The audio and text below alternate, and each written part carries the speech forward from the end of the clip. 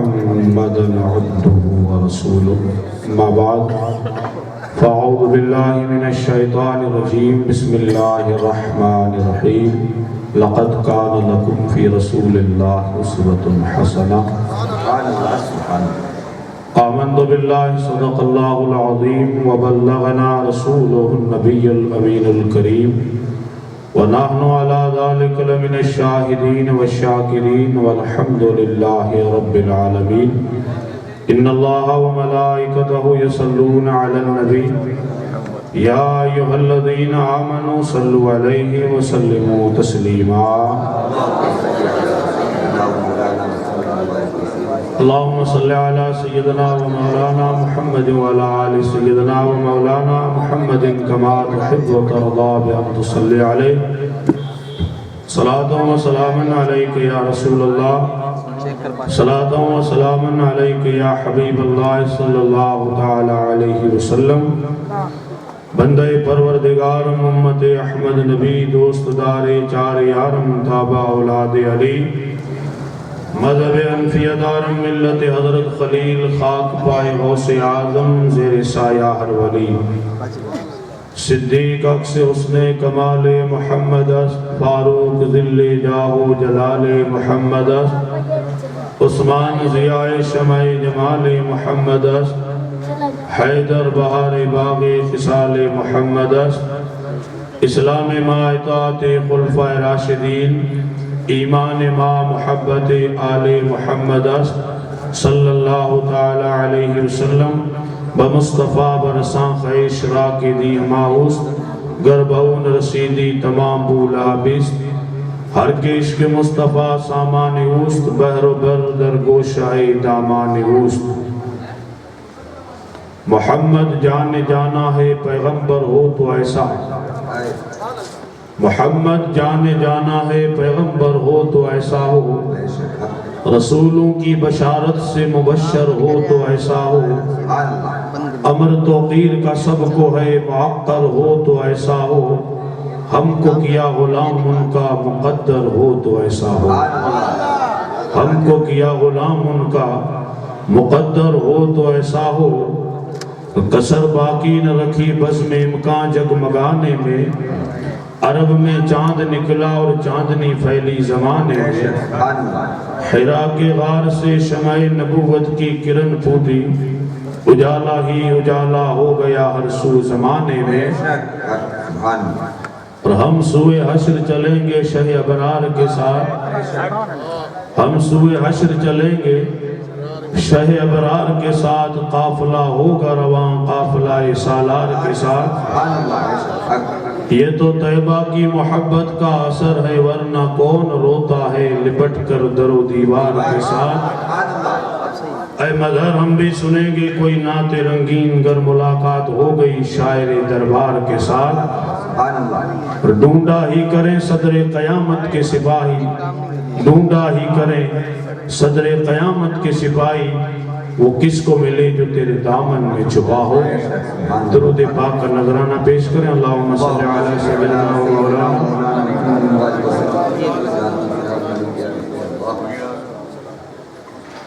اللہم صلی علی سیدنا مولانا محمد کما تحب ترضا بہم صلی علیہ صلاة و سلام علیک یا رسول اللہ صلی اللہ علیہ وسلم منبر نور پر جلوہ افروز واجب الاحترام گرامی قدر باوقار علماء کرام محترم سامعین کرام الحمدللہ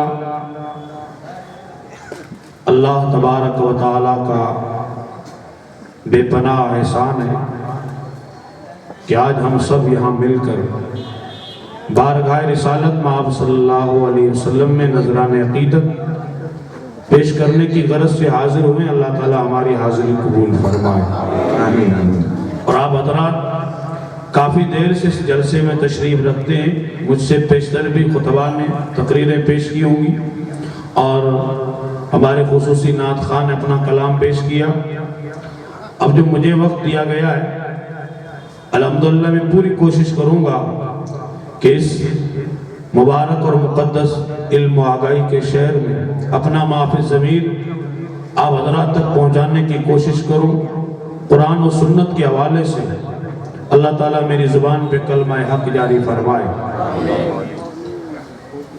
میرے اور آپ کے آقا تاجدار مدینہ امام الانبیاء صلی اللہ تعالیٰ علیہ وسلم آمد اور ولادت باسعادت جو آج کا مقدس دن گزرا، جس میں آپ حضرات نے جلوس میلاد النبی بھی شرکت کی ہوگی، اور پچھلے یہ 12 دن پروگرام وغیرہ ہوتے ہیں تو آپ نے کہیں نہ کہیں آمد رسول کا ذکر سنا ہوگا۔ میرے اور آپ کے آقا صلی اللہ تعالی علیہ وسلم اس دنیا میں تشریف لائے،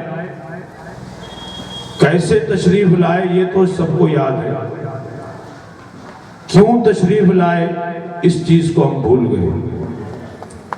میرے آقا آنے کا انداز کیا تھا، آنے کا وقت کیا تھا، اور جو ولادت کے وقت میرے آقا کی مبارک ولادت کے وقت جو معجزات کا ظہور ہوا، وہ ساری چیزیں ہمیں یاد ہیں، لیکن میرے نبی اس دنیا میں کیوں آئے تھے، آنے کا مقصد کیا تھا، اور اللہ تبارک و تعالیٰ نے اپنے پیارے حبیب کو اس دنیا میں کس لیے مبعوث فرمایا تھا، آقا دو جہاں کے آنے کا مقصد کیا تھا۔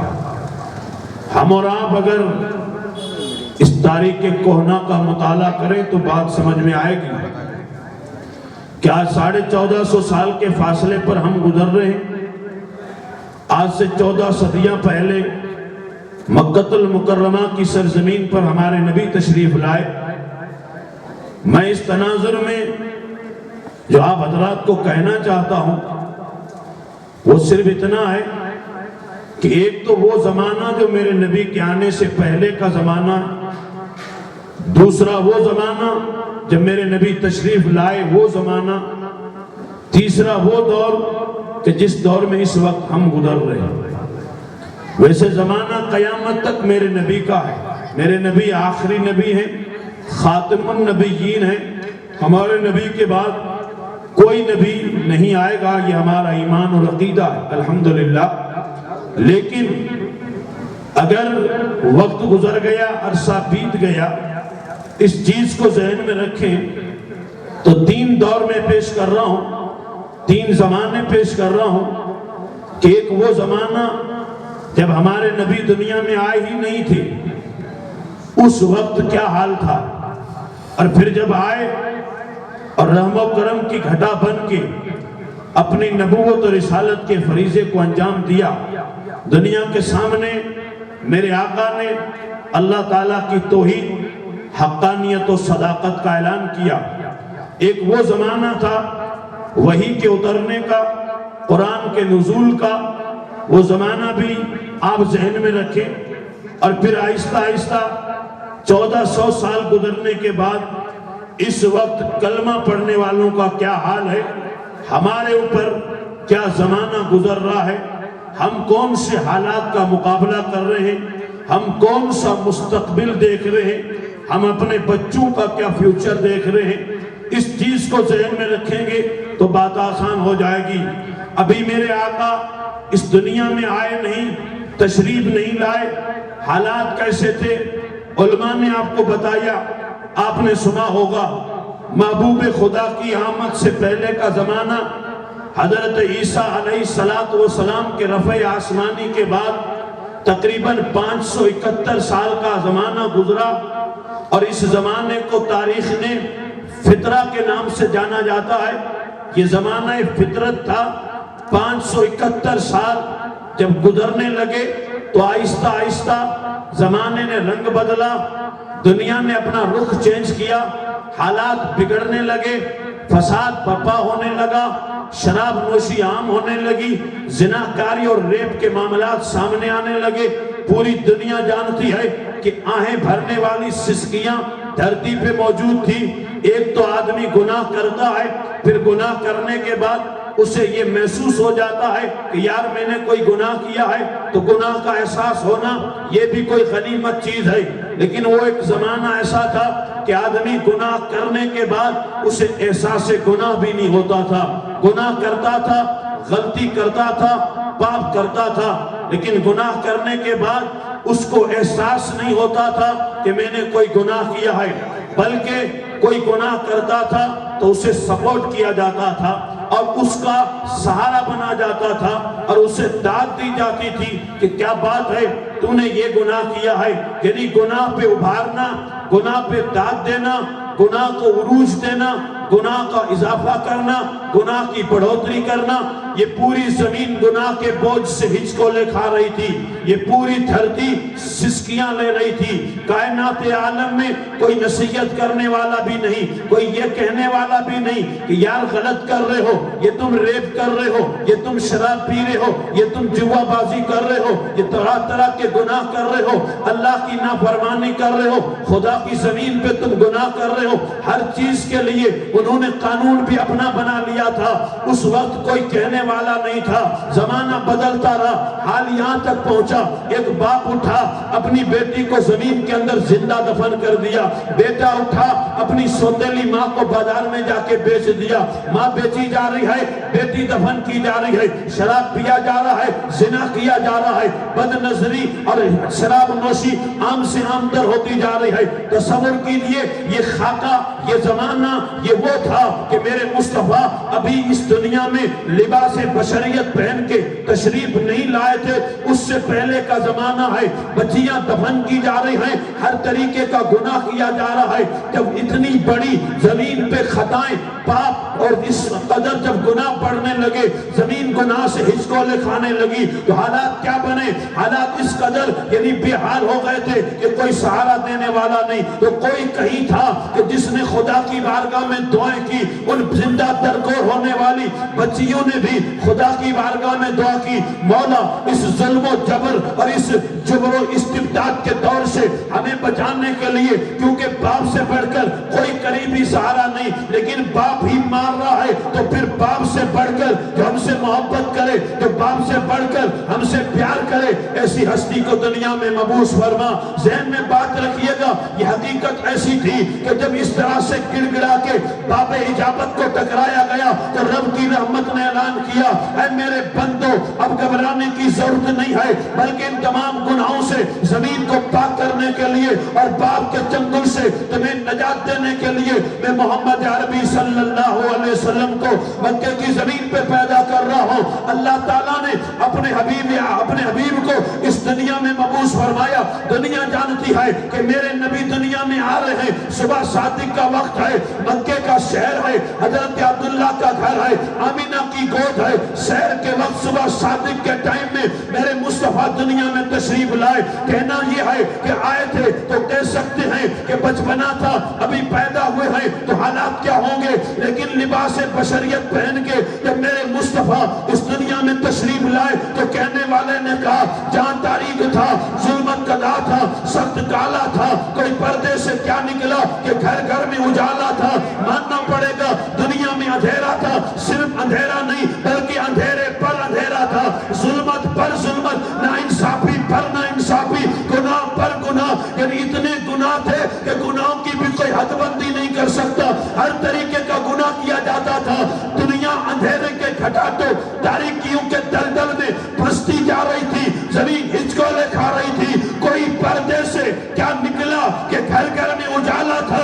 یہ اجالا کسی دنیا دار نے نہیں کیا تھا، یہ اجالا میرے مصطفیٰ کے نالین سے ہوا تھا۔ اور میرا عقیدہ یہ ہے کہ کل بھی اجالا نبی کے آنے کا تھا، آج بھی اجالا مصطفیٰ کے آنے کا ہے، قبر میں بھی اجالا مصطفیٰ کے آنے سے ہوگا۔ اور میدان محشر میں جب مصطفیٰ آئیں گے تو میرے امام کہتے ہیں پل سے اتارو رہ گزر کو خبر نہ ہو، جبریل پر بچھائیں تو پر کو خبر نہ ہو، کانٹا میرے جگر سے کہ میں روزگار کا یوں کھینچ لیجئے کہ جگر کو خبر نہ ہو۔ کہنا یہ چاہتا ہوں کہ یہاں بھی اجالا مصطفیٰ سے ہوا تھا، قیامت میں بھی اجالا میرے نبی سے۔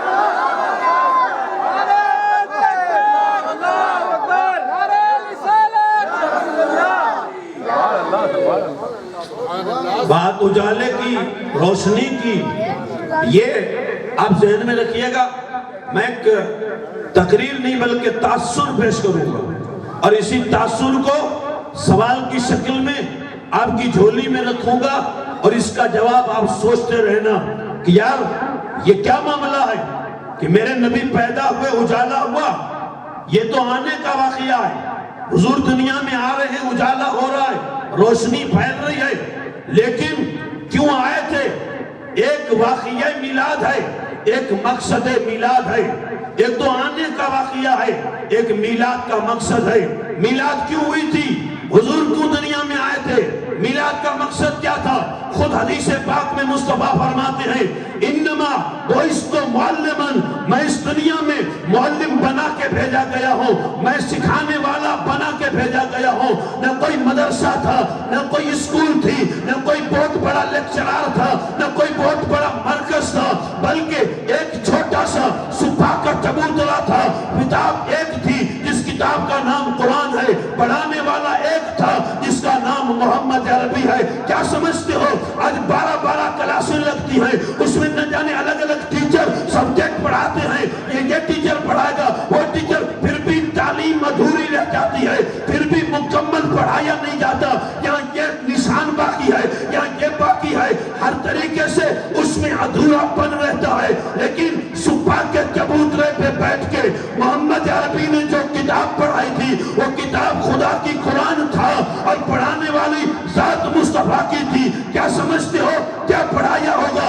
سیرت کا وہ انوکھا باب، ناگور کے غیرت مند سنی مسلمانوں، دل کی تجوری میں محفوظ رکھیے گا تو اپنی زندگی بدل سکتے ہو۔ میں نے کہا روشنی تیرے نبی کے در سے پھیلی ہے، اجالا تیرے نبی کے قدموں سے پھیلا ہے، اور کتنا پھیلا تھا کہ ایک کتاب پڑھانے والی ذات مصطفیٰ کی ہے، لیکن پڑھایا تو کتنا پڑھایا تھا، بتایا تو کتنا بتایا تھا، کوئی اندازہ بھی نہیں کر سکتا کہ میرے نبی نے جو پڑھایا تھا۔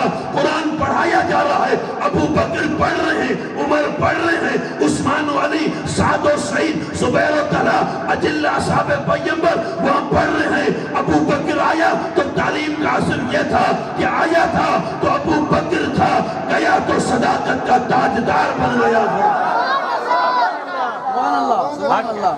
آئے تھے تو ابو بکر تھے، لیکن گئے تو تاجدار صداقت بن کے نکلے۔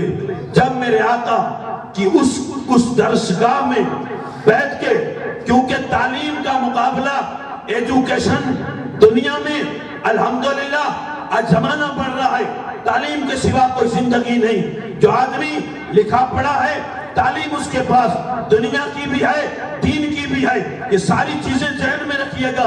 لیکن زمانہ ایک تو وہ تھا کہ میرے نبی دنیا میں نہیں آئے تھے، وہ زمانہ بھی یاد رکھیے گا۔ اب جب آئے ہیں 40 سال خاموشی کے ساتھ مکے کی زمین پہ گزارتے ہیں، علماء سے آپ نے سنا، اور اتنا تاثر میرے آقا کی 40 سالہ زندگی میں پیش کیا تھا کہ ہر کہنے والا کہتا تھا یہ امین بھی ہے، یہ صادق بھی ہے، یعنی سچے بھی ہیں، امانت دار بھی ہیں۔ جو بھی دیکھتا تھا میرے نبی کو امین بھی کہتا تھا اور صادق بھی کہتا تھا۔ 40 سال مکمل آپ نے ان کے بیچ میں گزارے، اور یہ ذہن میں رکھیں کہ میرے آقا کی زندگی کے 40 سال مکمل ہوئے تو قرآن کا اترنا شروع ہوا۔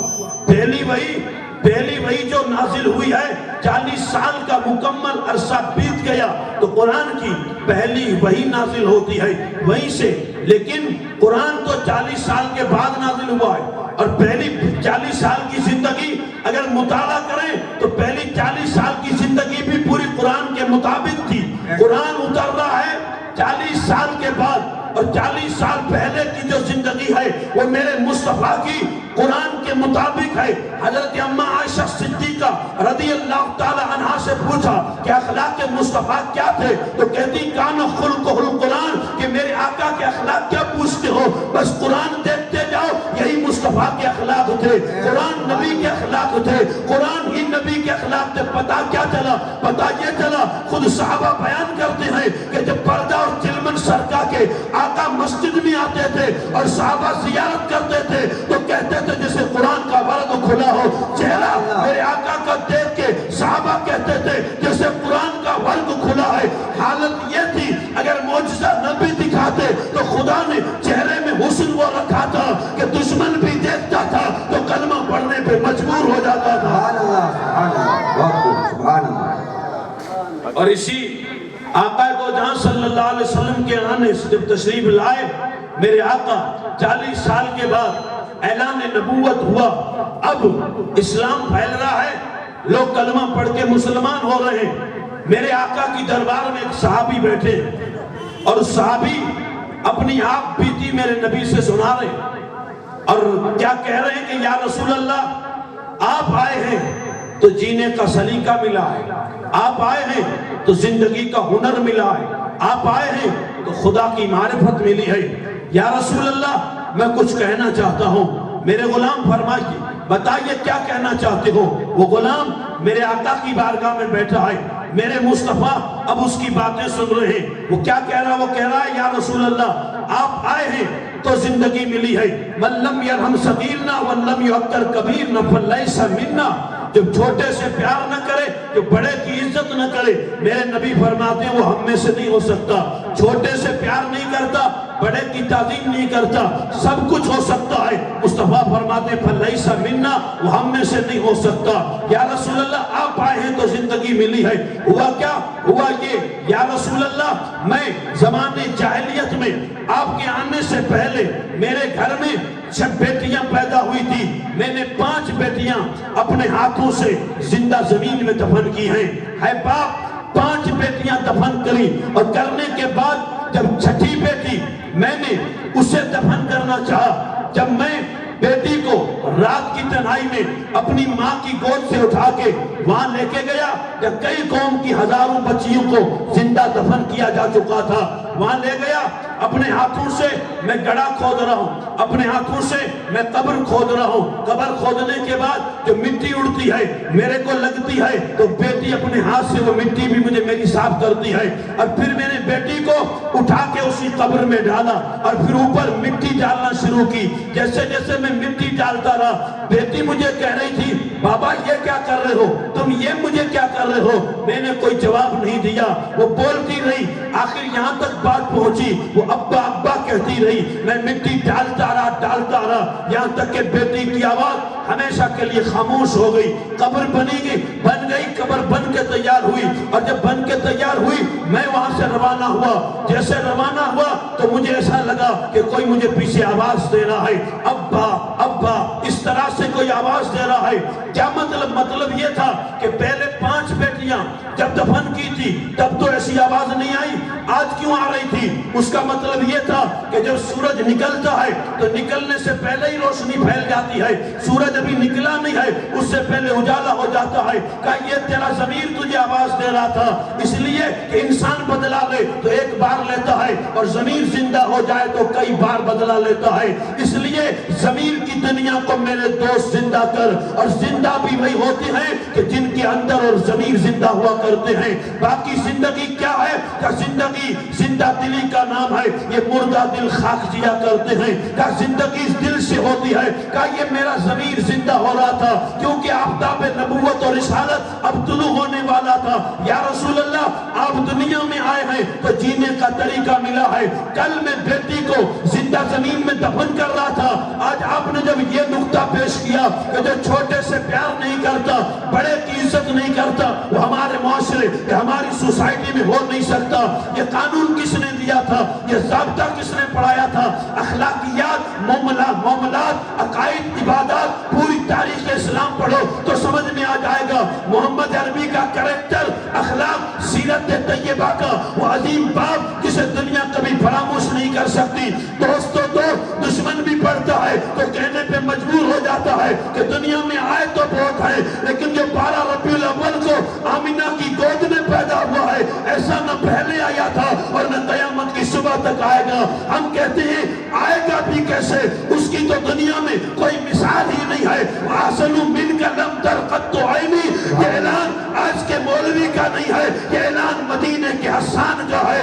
یا رسول اللہ آپ جیسا خوبصورت میری آنکھوں نے دیکھا ہی نہیں ہے۔ کیا پتا چلا؟ پتا یہ چلا مثال مت جھوٹا کرو، ان کے پاؤں سے لگی ہوئی مٹی کا بھی کوئی مقابلہ نہیں کر سکتا۔ اخلاقیات کا درس دینے والے، میٹھی باتیں کرنے والے، اپنے کو قریب کرنے والے نہ میرے مصطفیٰ کی مثال نہیں لا سکتے، نہ میرے نبی کی عبادت کا جواب ہے، نہ میرے نبی نبی کے اخلاق کا جواب ہے، اور میرے نبی کی سیرت کا جواب ہے، صورت کا جواب۔ نعرہ تکبیر، نعرہ رسالت۔ دیکھو ہمارے نبی کی شان، دیکھو ہمارے نبی کی شان۔ میرے آقا ہم کہتے ہیں کہ آپ کی صورت بے مثال تھی، صرف صورت نہیں سیرت بھی بے مثال تھی۔ صورت یہ باہر کا حصہ ہے، سیرت یہ اندر کی بات ہے۔ سیرت و صورت ان دونوں چیزوں کو ذہن میں رکھیں گے تو سمجھ میں آئے گا۔ یاد رکھیے گا صورت کی بھی کوئی مثال نہیں ہے، میرے مصطفیٰ کی سیرت کی بھی کوئی مثال نہیں ہے۔ صورت بھی بے مثال ہے اور سیرت بھی بے مثال ہے۔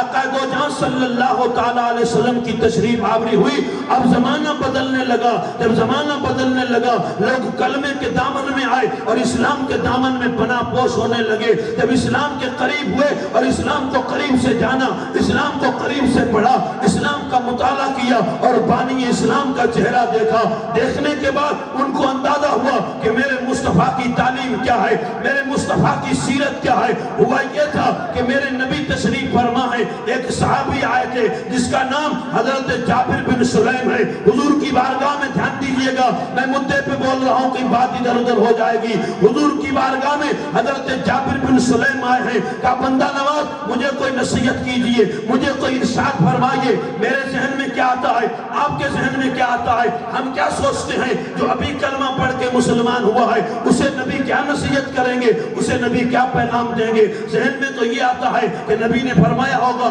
جا جا کے نماز پڑھ، جا جا کے تلاوت کر، جا جا کے روزہ رکھنا، اگر صاحب نصاب ہے تو زکوٰۃ دینا۔ پہلا ابھی کلمہ پڑھا ہے، دربار میں بیٹھا ہے اور کہہ رہا ہے مجھے نصیحت دو، تو میرے مصطفیٰ نے پہلی نصیحت کیا فرمائی؟ علماء بیٹھے ہیں، حضرت جابر بن سلیم کو میرے نبی فرماتے ہیں اپنے نبی سے نصیحت مانگ رہے ہو، جاؤ میں سب سے پہلی نصیحت یہ کرتا ہوں زندگی میں کسی کو گالی مت دینا۔ زندگی میں کسی کو گالی مت دینا، پہلی نصیحت۔ کیوں؟ اس لیے کہ یہ سیرت کا وہ انوکھا باب ہے۔ ہر آدمی اگر سمجھ لے تو سجدے سجدے بن جائیں، نماز نماز ہو جائے، اور وہ کچھ نماز میں نظر آئے جو اولیاء اللہ کو نظر آتا تھا۔ اس لیے کہ نماز میں جھکتے تو روز ہیں، نماز پڑھتے تو روز ہیں، لیکن انداز کیا ہے؟ یہاں تعلیم دی جا رہی ہے کہ کسی کو گالی مت دینا۔ مطلب کیا ہے؟ نماز تو میں پانچوں ٹائم اگر جماعت کے ساتھ پڑھ رہا ہوں، لیکن مسجد کے گیٹ پہ ہی میں غیبت کر رہا ہوں، مسجد کے گیٹ پہ ہی جھوٹ بول رہا ہوں، مسجد کے گیٹ ہی پہ میں کسی کے لیے برا سوچ رہا ہوں، بتائیے ذمہ داری سے عرض کروں یہ تیرے سجدے، یہ تیری لمبی داڑھی، یہ تیرا قد کاٹ، یہ تیرا یعنی دھوس جمانا، یہ اپنی پرہیزگاری کا ڈنڈورا پیٹنا کیا بتاتا ہے؟ مدینے کے تاجدار امام الانبیاء کی سیرت پڑھیے گا کہ میرے نبی نے فرمایا کہ نماز کیا ہے، نماز کی حقیقت کیا ہے، نماز کا جو قانون دیا گیا تھا کیوں دیا گیا تھا؟ ان الصلاۃ تنہی عن الفحشاء والمنکر، بے شک نماز بے حیائی سے اور تمام منکرات سے روکتی ہے۔ نماز کیوں روکتی ہے؟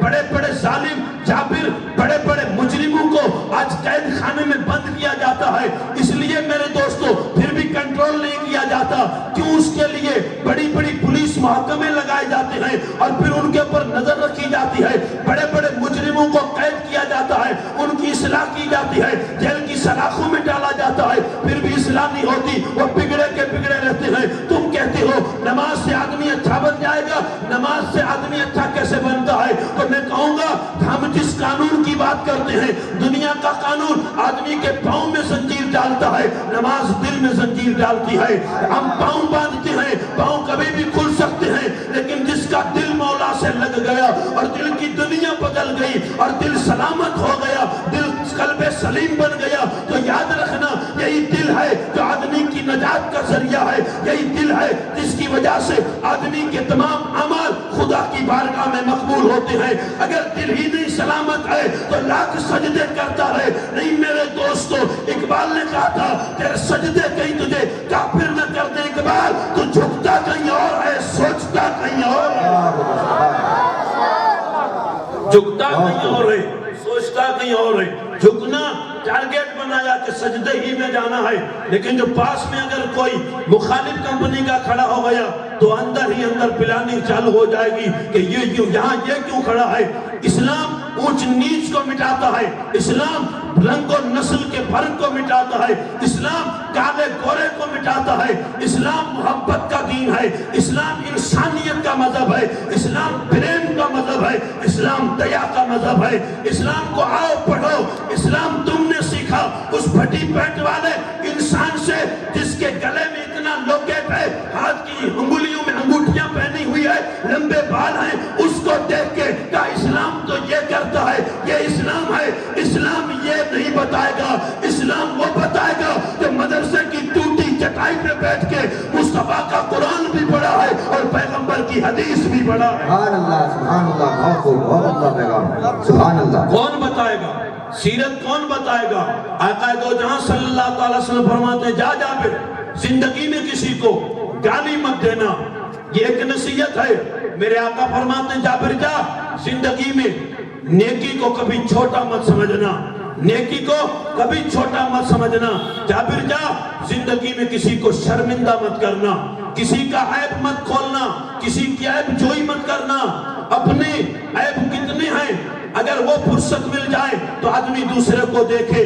یہ میرا لمبا جبہ، اونچی ٹوپی، میں کس کو متصل کرتا ہوں؟ دنیا میرے دوستو تو رنگ بدلی ہے، تو دنیا چاہتی کیا ہے؟ دنیا یہ چاہتی ہے کہ آدمی اندر کچھ ہے باہر کچھ ہے، دو طریقے کا پیغام دے رہا ہے۔ میں جو ہوں وہ میں دکھاتا نہیں، حقیقت یہ ہے کہ ہاتھی کے دانت کھانے کے اور ہیں، دکھانے کے اور ہیں۔ یہ ہمارا بھی حال یہ ہے کہ ہمارے لباس جو تنہائی میں ہوتے ہیں وہ ہم پہن کے محفل میں نہیں آتے، ہم وہ لباس پہن کے آتے ہیں جس سے ہم دنیا کو امپریس کر سکتے ہیں، دنیا کو متصل کر سکتے ہیں۔ اور میرے دوستو علماء موجود ہیں، میں کوئی جملہ ایسا نہیں بولوں گا کہ کسی کی دل شکنی ہو جائے، میں محبت کا پیغام دے رہا ہوں۔ مدینے والے نے جس دین کا پیغام دیا جو شریعت ہمیں پہنچائی تھی، آج گلی گلی چوک چوراہے پہ میرے نبی کا دین پردیسی ہو رہا ہے۔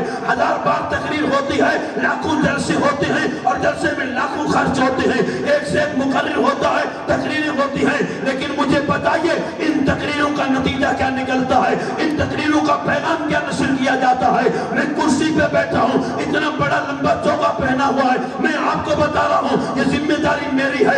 اتنی تقریریں کبھی ماضی میں نہیں ہوتی تھی، پھر بھی مسجدیں بھری رہتی تھی، پھر بھی لوگ سچے رہتے تھے، پھر بھی لوگ نماز پڑھتے تھے، پھر بھی لوگ دیندار تھے، پھر بھی لوگ کسی کو ستاتے نہیں۔ جب تقریر نہیں ہوتی تھی تب زمانے میں بڑا امن تھا، اب روز تقریر ہوتی ہے، کوئی اس چوراہے پہ گھومتا ہے، کوئی ادھر گھومتا ہے، کوئی لوکیٹ پہنتا ہے، کوئی چین پہنتا ہے، کوئی بالی پہنتا ہے، کوئی کیا کرتا ہے، کوئی کیا کرتا ہے۔ تقریروں کا اثر کدھر گیا؟ تقریریں گئی کہاں؟ سیرت مصطفیٰ کی اس مبارک مجلس میں۔ اے مصطفیٰ کے غلاموں یاد رکھیے گا، تقریر میں بھی کرتا ہوں، تقریر مولانا بھی کرتے ہیں، آپ روزانہ سنتے ہیں۔ تقریر پوری ہوئی، لائٹ ہو جائے گی، بڑا اچھا جلسہ ہوا، تقریر میں مزہ آ گیا، مزہ ہی ڈھونڈ رہے۔ تقریر وہی اچھی لگتی ہے جس میں کان کو مزہ آئے، چسکے والی تقریر سنی تھوڑی دیر کے لیے، محسوس ہوئے کہا ٹھیک ہے، اچھا تھا مولانا، جذباتی تھا، جوش میں تقریر کر رہا تھا، بہت اچھا تھا، مزہ آ گیا۔ اور یہ مزہ کیا ہے، کس انداز کا ہے؟ آج تک اس مزے کی تہ تک کوئی پہنچا نہیں۔ یہ کون سا مزہ ہے؟ وہ تقریر کب سنے گا کہ جس تقریر سے تجھے فجر کے سجدے نصیب ہو جائیں؟ وہ تقریر کب سنے گا کہ جس تقریر سے تیرے چہرے پہ محمد عربی کی سنت لہرانے لگے؟ وہ تقریر کب سنے گا؟ تو آپ کیا کہیں گے کہ مولانا وہ تقریر سناؤ گے تو سنیں گے؟ آپ کا جواب ہے آپ درست کہو گے۔ آپ کہو گے مولانا وہ تقریر سناؤ گے تو سنیں گے، تو کیا ہم نہیں سنا رہے ہیں؟ کچھ تو ہے یار، یا تو سنانے والے میں کمی ہے یا سننے والے میں کمی ہے۔ اتنا کچھ ہوتا ہے پھر بھی کیوں نہیں سمجھ میں آتا ہے؟ وہاں نظر ملتی تھی تو زندگی بدل جاتی تھی، کچھ بھی نہیں کیا، ایک جملہ 1000 سال کی تقریر پہ بھاری ہو جاتا تھا۔ نصیحت کرنا، آپس میں ملانا، محبت کا پیغام دینا۔ کوئی تیرے ناگور میں سو رہا ہے تو کوئی اجمیر میں سو رہا ہے، سیرت پڑھ کے ذرا دیکھ لیجئے، صوفی کی پڑھ لیجئے یا غریب نواز کی پڑھ لیجئے، کتنے تیر چلائے تھے، کتنی بندوق چلائی تھی؟ نہیں، وہ بندوق کی گولی آدمی کا جسم مار دیتی ہے، یہ نگاہوں کی گولی چلتی تھی تو دل جھک کے قدموں میں آ جاتے تھے۔ گردن کاٹنا اسلام کا پیغام نہیں ہے، اسلام تو دل کی دنیا کو پتہ کرتا ہے. اگر سچے ہو تو دل کی دنیا کو پتہ کرو, لوگوں کے دلوں کو جیتو. تیرے نبی نے مارنے کا پیغام نہیں دیا تھا, دل ملانے کا پیغام دیا. نعرہ تکبیر, نعرہ رسالت, نعرہ حیدری, جشن عید میلاد النبی. اور حقیقت حال یہ میرے بھائی, یا تو وہاں کمی ہے یا تو یہاں کمی ہے. کیوں؟ اس لیے میں مطلب کھلی طبیعت کا آدمی کچھ کہنا چاہتا ہوں. بڑی ذمہ داری سے مولانا عمران صاحب نے بلایا مجھے, تو میں اپنی ذمہ داری پوری کر رہا ہوں. کچھ تو ہے کہ جس کی بنیاد پہ کسی چیز کا نتیجہ ہی نہیں آ رہا ہے, کوئی نتیجہ سامنے نہیں آ رہا ہے. کیوں نہیں آ رہا ہے؟ یا تو یہاں کمی ہے یا وہاں کمی ہے. میں اپنی اوپر لے کے کہتا ہوں کمی میری ہے کہ میں نے وہ آپ کو بتایا نہیں جو اس محمد عربی کی لٹی ہوئی امت کو بھی چاہیے. تو پھر کیا تھا؟ میں نے ٹیسٹ چیک کیا کہ قوم کس چیز میں راضی ہوتی ہے, قوم کیا مانگتی ہے, قوم دوسری بار کب بلائے گی, قوم مجھے کیا دیتی ہے. یعنی میں قوم کی ضرورت نہیں دیکھ رہا ہوں, میں اپنی ضرورت دیکھ رہا ہوں کہ میری ضرورت کون پوری کرتا ہے. اسی ضرورت کو مد نظر رکھتے میں اپنی بات کر رہا ہوں اور بلا تشبیہ بات کر رہا ہوں. علماء میرا سپورٹ کریں گے. حقیقت حال یہ میرے دوستو, آج پوری دنیا میں رونا رویا جا رہا ہے. ہر مولانا رو رہا ہے, ہر مقرر تقریر کر رہا ہے, نتیجہ نہیں نکل رہا ہے. یہ نتیجہ کہاں سے نکلے گا؟ شیخ عبد القادر جیلانی